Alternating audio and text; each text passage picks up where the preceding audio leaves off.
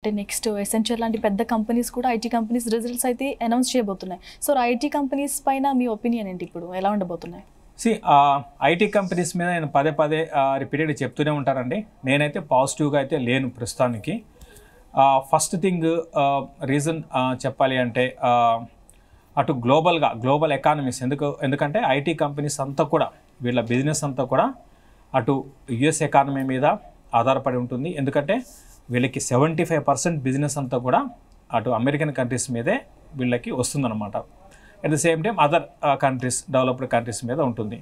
So ఇప్పుడు మనం చూస్తున్నాము గ్లోబల్గా ఈ రెసెషన్ అనేది ఇంకా ఉంది. గ్లోబల్ ఎకానమీస్ ఏమాత్రం బాగలేవు. రీసెంట్గా మనం చూసాము అటు ఫెడ్ రిజర్వ్ కూడా ఇంకా రానున్న రోజుల్లో మళ్ళీ ఇంట్రెస్ట్ రేట్స్ పెంచే అవకాశాలు ఉన్నాయని మనం చూస్తున్నాము.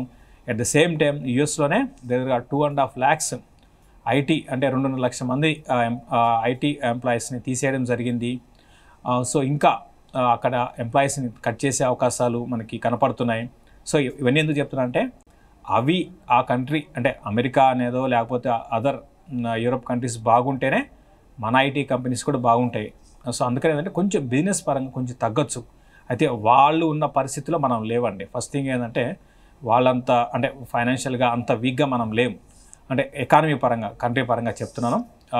అయితే ఐటీ కంపెనీస్ మొత్తం వాటి మీద ఆధారపడతాయి కాబట్టి వాటి నుంచే మనకి వీళ్ళకి ఆర్డర్స్ రావాలి కాబట్టి కొంచెం స్లో కావచ్చు నెక్స్ట్ 1.5 year.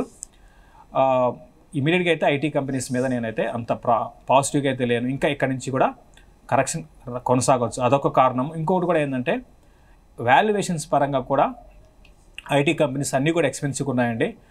ఈవెన్ ఇప్పుడు కరెంట్ అవర్స్లో కూడా టీసీఎస్ మనకి 30 PE దగ్గర కోట్ అవుతుంది.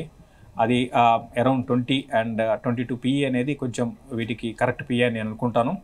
సో ఈ లెవెల్లో నేను ఐటీ కంపెనీస్లో ఫ్రెష్ బయింగ్ అయితే వద్దని చెప్తానండి. రైట్. ఇక ఎన్బిఎఫ్సి సెక్టర్ అంటే కొత్తగా ఐపీఓ కూడా వచ్చింది, 5 Star Finance అని. సో ఈ సెక్టర్ ఎలా ఉండబోతుంది, ఈ ఐపీఓ ఎలా ఉండబోతుంది? అంటే మనకి రీసెంట్గా 5 Star Finance అనే ఒక మంచి కంపెనీ అండి. ఇది ఫండమెంటల్గా చాలా మంచి కంపెనీనే. కాకపోతే ఇది కూడా కొంచెం ఎక్స్పెన్సివ్గా కనిపిస్తుంది. బట్ ఇన్వెస్ట్మెంట్ పరంగా మాత్రం గ్రోత్ బాగుందండి. ఎందుకంటే ఒక జస్ట్ ఫ్యూ ఇయర్స్ బ్యాక్ ఒక 16 కోట్ల కంపెనీ కాస్త ఈరోజు 1000 కోట్లకి టర్న్ ఓవర్కి వచ్చేసింది. So at the same time margins వీళ్ళకి చాలా ఎక్కువ ఉన్నాయండి. ఇప్పుడున్న అన్ని ఎన్బిఎఫ్సిలో మార్జిన్స్ ఈ 5 Star Financeకి చాలా ఎక్కువ ఉన్నాయి. కాబట్టి 5 Star Finance మీద నేను పాజిటివ్గా ఉన్నాను. ఇన్వెస్ట్మెంట్ పరంగా ఇప్పుడున్న మార్కెట్ కండిషన్లో ఎన్బిఎఫ్సిస్లో గ్రోత్ ఉన్న స్ట్రాంగ్ గ్రోత్ ఉన్న company, at the same time margins కూడా బాగా బ్రహ్మాండమైన మార్జిన్స్ ఉండి అసెట్ క్వాలిటీ చాలా బాగుంది. కాబట్టి దీన్ని ప్రతి కరెక్షన్స్లో కూడా ఒక ఇన్వెస్ట్మెంట్ పరంగా బాగుండే అవకాశాలు ఉన్నాయి. ఓవరాల్గా 5 Star Financeని రీసెంట్గా వచ్చిన ఐపీఎల్లో అన్నింటిలో కూడా అదే బెస్ట్ అనిపిస్తుంది నాకు. ఈవెన్ ఇప్పుడున్న ఎన్బిఎఫ్సిలో కూడా 5 Star Finance ఒక ఇన్వెస్ట్మెంట్ పరంగా మంచి రిటర్న్స్ మనం అంటే ఒక లాంగ్ టర్మ్ ఉద్దేశం ఉంటే కరెక్షన్స్లో అది కూడా ఏంటంటే ఒకే బయింగ్ పాయింట్ కాకుండా ఇంతకుముందు అన్నట్టుగా అది కొంచెం ఎక్స్పెన్సివ్ అండి. స్టాక్ పరంగా కొంచెం ఎక్స్పెన్సివ్. కాబట్టి కరెక్షన్స్లో చిన్నగా మీరు కొనుక్కోవచ్చు అండి. శేషు గారు, అంటే చాలా ఐపీఓస్ వచ్చాయి 5 Star Financeతో పాటు చాలా వచ్చాయి, దాంట్లో సోలా కూడా ఉంది. సో దానిపైన ఏమంటారు మీరు? అంటే సోలా మనకి నెక్స్ట్ వీక్ లిస్ట్ అవుతుందండి. సోలా పరంగా అండి ఓవరాల్గా సోలా అనేది మన ఇండియాలో ఇండియన్ మేడ్ వైన్ అనమాట. అంటే మామూలుగా ఏంటంటే వైన్స్ అనేది ఎక్కువగా ఇంపోర్ట్ చేసుకొని మన అంటే కొంచెం ప్రీమియం సెగ్మెంట్లో ఉన్న వాళ్ళందరూ కూడా ఏంటంటే ఇంపోర్టెడ్ వైన్స్ తాగుతూ ఉంటారు. బట్ మన ఇండియాలో వైన్ అంటే సోలా అనమాట. అంటే సోలా అంటే వైన్ అంటే సోలా, ఆ విధంగా బ్రాండ్ అనేది ఉంది. చాలా స్ట్రాంగ్ బ్రాండ్ ఉందండి. అయితే ఇది కూడా ఎక్స్పెన్సివే, వాల్యుయేషన్స్ పరంగా ఎక్స్పెన్సివే. బట్ ఈవెన్ మీరు ఫైనాన్షియల్స్ కూడా చూసినా కూడా ఎందుకో లాస్ట్ ఇయర్ కొంచెం తగ్గిందండి, రెవెన్యూస్ బాగా తగ్గాయి. దానికి రీజన్ అయితే నాకైతే తెలియదు. మామూలుగా ఏంటంటే అదర్ మనకి లిక్కర్ కంపెనీస్లో కానీ గమనిస్తే రోబస్ట్ గ్రోత్ అనేది చూస్తున్నాము. బట్ సోలాలో మాత్రం కొంచెం లేటెస్ట్ ఫైనాన్షియల్ ఇయర్ 2022 ఫైనాన్షియల్ ఇయర్లో మనకి రెవెన్యూస్ అనేది తగ్గాయి. బట్ ఓవరాల్గా అంటే ఒక 4-5 years చూసుకుంటే CAGR మాత్రం బాగానే ఉంది. బట్ ఇది కూడా ఎక్స్పెన్సివ్ స్టాకే. అయితే ఎక్కడ లిస్ట్ అవుతుంది ఏంటి అనేది మనం చూడాల్సి ఉంటుంది. అరౌండ్ మన 357 మనకి హయ్యర్ సైడ్ ప్రైస్ ఉంది. బట్ లిస్టింగ్ మాత్రం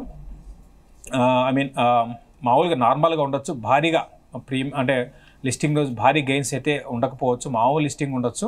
అయితే కొనాలనుకునే వాళ్ళు మాత్రం కొంచెం ప్రైస్ డిస్కవరీ అయిన తర్వాత, అంటే లిస్టింగ్ రోజే కాకుండా హడావుడి పడి చేంజ్ చేసి కొనడం కాకుండా కరెక్షన్స్లో కొనుక్కోమని చెప్తాను. నేను సోలా మీద అయితే నేను పాజిటివ్గానే ఉన్నాను. లాంగ్ టర్మ్కి అంటే శేషు గారు 340 నుంచి 357 మధ్య ఉంది బ్యాండ్. సో ఎప్పుడు వస్తే కొనుక్కోవచ్చు అంటున్నారు?